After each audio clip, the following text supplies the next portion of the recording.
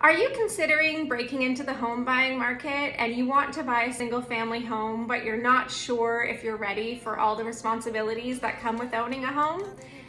Then new construction may be for you. And here's a few reasons why I like new construction. One, you don't have to worry as much about the maintenance or repairs, the worry that you might have to replace the roof in a few years or get a new hot water tank. A lot of that is eliminated from your concerns.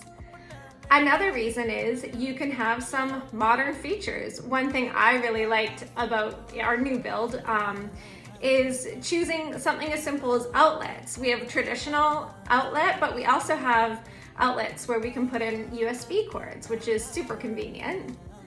And then finally, you typically will have a more energy efficient home when you're buying new construction because technology is always advancing us forward.